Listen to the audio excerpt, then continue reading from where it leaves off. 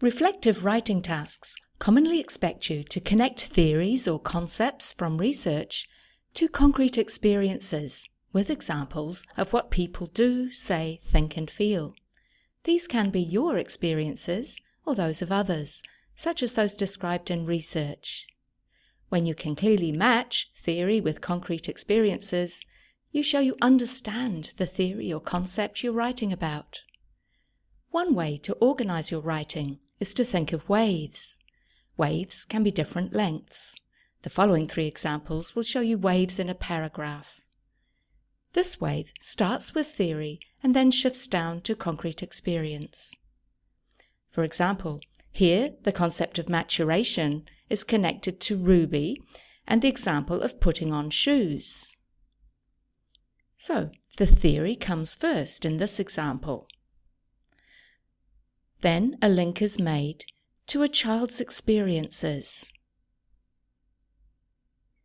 The experiences that are described focus on details of the child's physical development. This is a good example because the writer clearly matches concrete examples with theory. Another option is to start with concrete experience and then shift up to theory. Here the example of Ruby trying to put on her shoes is related to the concept of maturation. The concrete experiences from the child's physical development come first.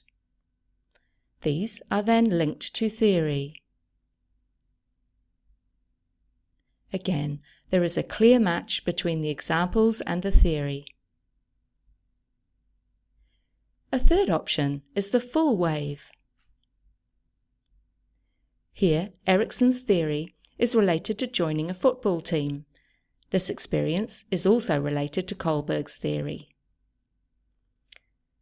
So, there are 2 theories, and both are related to an experience of playing school sport. So the details of one experience are used to show understanding of 2 different theories. Use language to make smooth links between theory and experience. Here's some wording for starting to go down the wave. And here's some wording for starting to go up the wave. So, you have different options, and your job is to clearly match experiences with theory. These are general guidelines only. Check your assignment instructions.